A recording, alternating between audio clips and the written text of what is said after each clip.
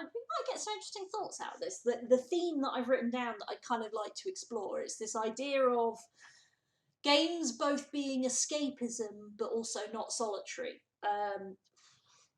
Which is so, I know that during lockdowns, so we as a couple in this household have basically been observing what might as well be a tier 4 lockdown since March, because we don't want to get COVID.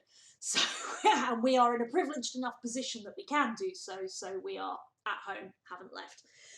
And that means that we've been going a little bit stir crazy, and we have been playing a lot of games like Rust, like 7 Days to Die, like, I wish I'll find out before next time what the name of the game is Oscar's playing at the moment, which again, he describes it as the most beautiful open world he's ever played, and he got it free on Epic. But what's the name of it? I can't remember. Oh, later. Oh, I've got to I'll text him now and ask him. He's been playing it for 3 days. It's like that song.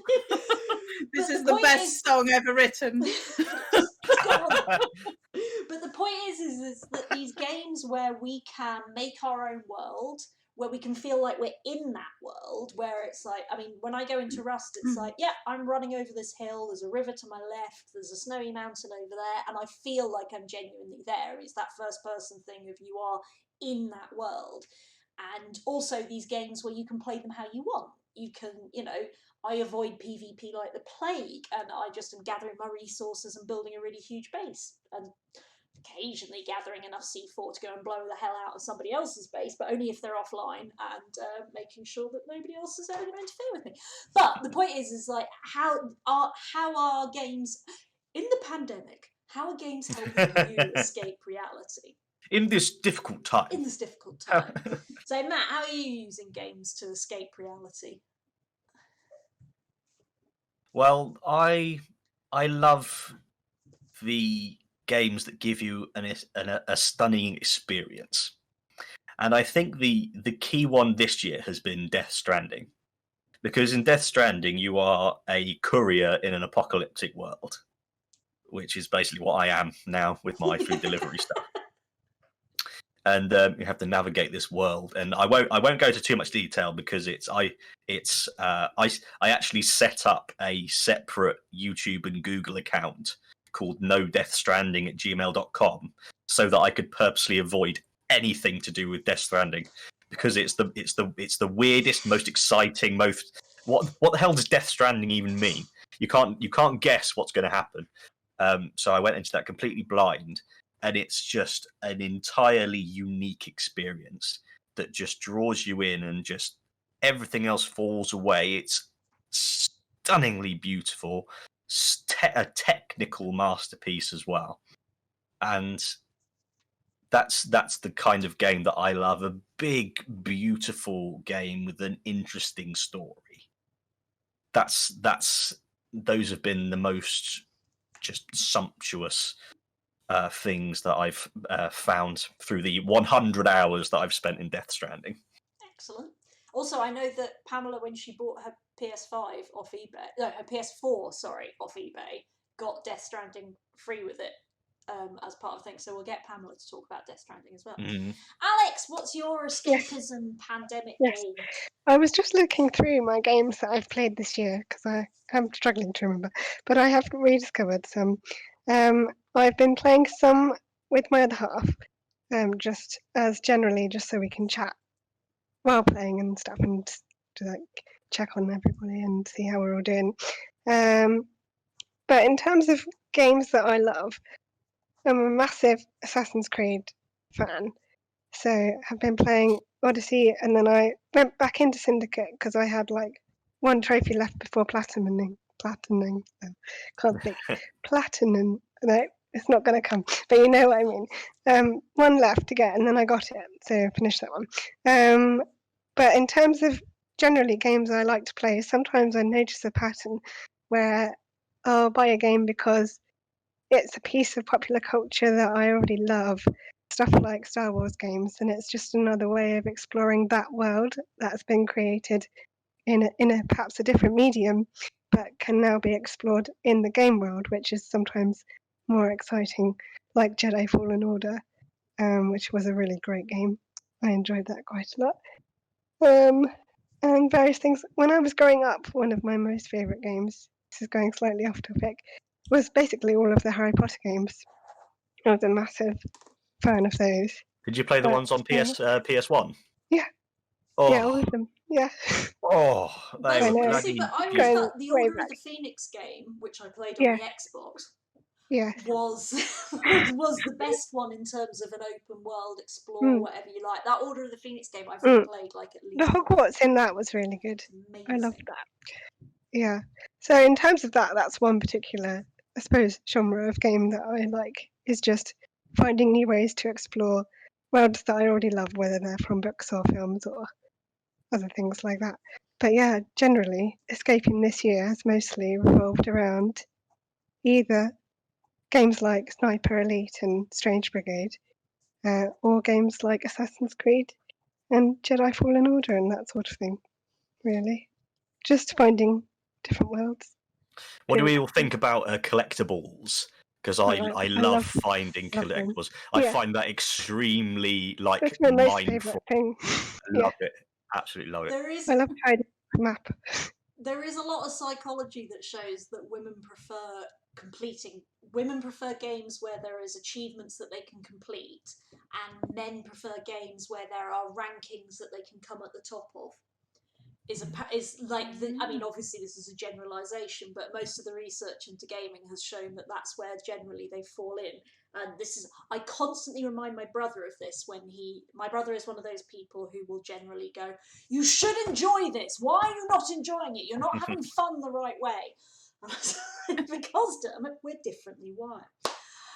Jen, I want to know about your game of the year, because I have to say, now having looked at your Steam library and my Steam library and our Steam hit, you and I had a lot of very similar stuff. Like, you've played Stardew Valley, you've got these things in there. I'm like, I want to know what you've been, and also because you have a child, so you therefore can't possibly spend as much time playing games as maybe the rest of us. No. What's been your 2020 game? Well, 10 years ago, no, let's say 15 years ago, before my daughter was born, she's 13 this January, I would have probably spent this pandemic gaming a lot. However, the absolute opposite happened for me. So I haven't done a lot of gaming at all. I haven't had time for even the little bit of gaming that I managed to get in ordinarily.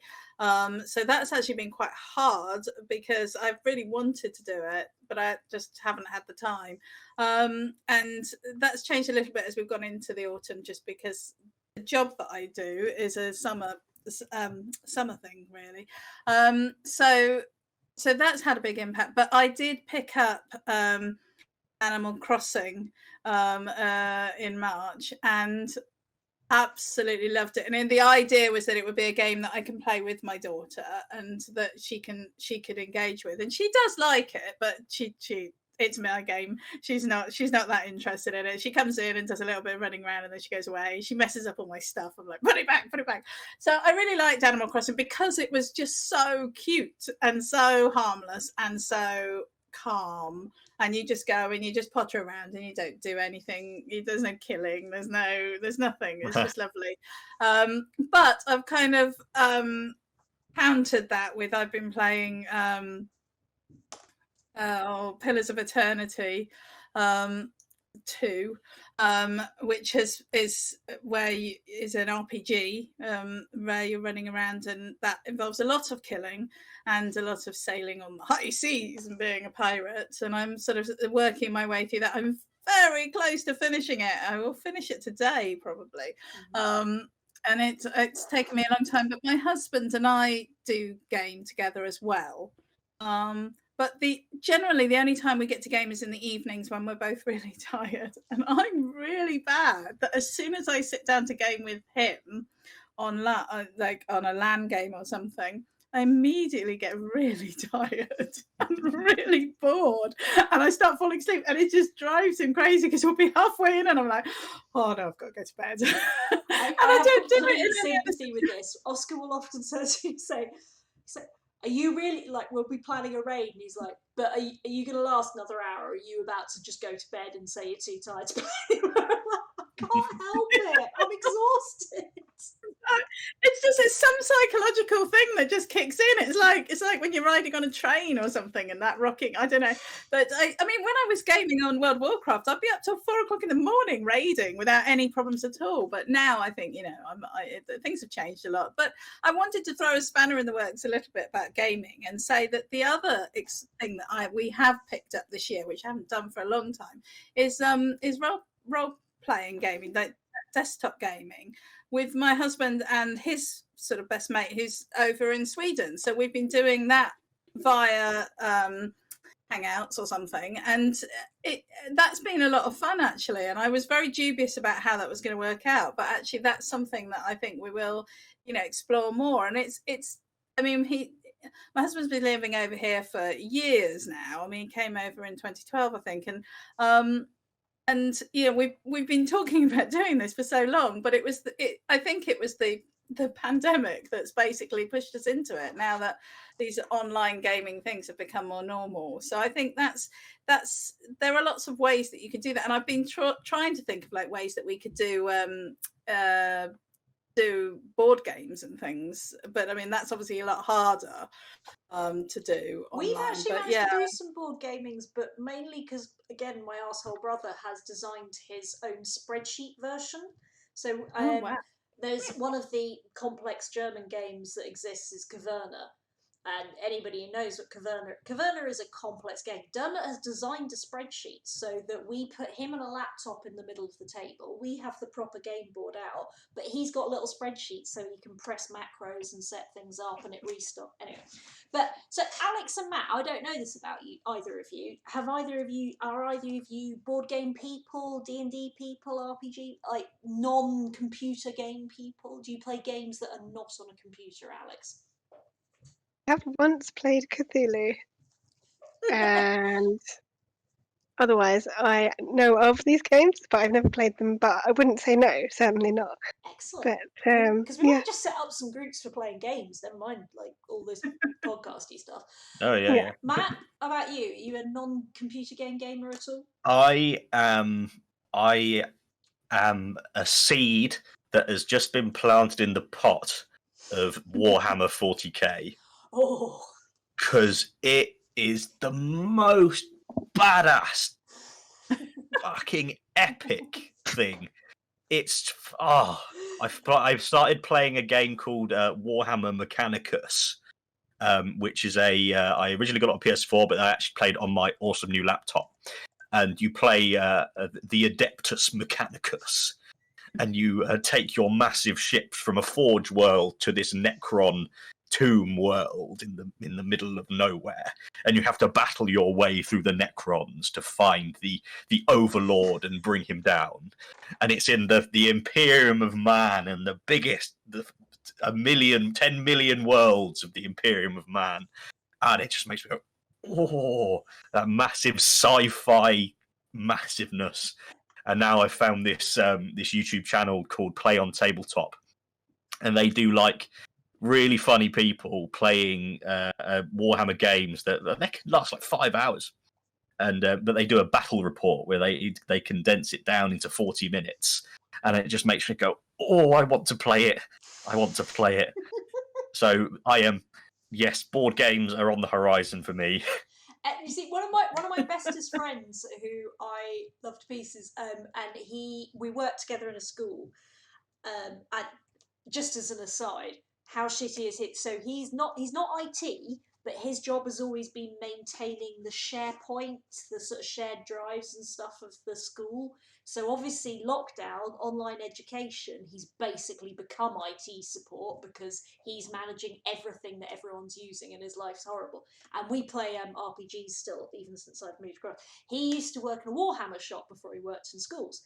And the friendships he made from working in a Warhammer shop, like, they have lasted a lifetime. Like, I used to play poker with him, and it's like one week there was some guy came along. It's like, who's that? He's like, well, when he was 10 years old, he came into the Warhammer shop. We played a demo game with him, and we're still friends with him now. He's 25. I was like, madness.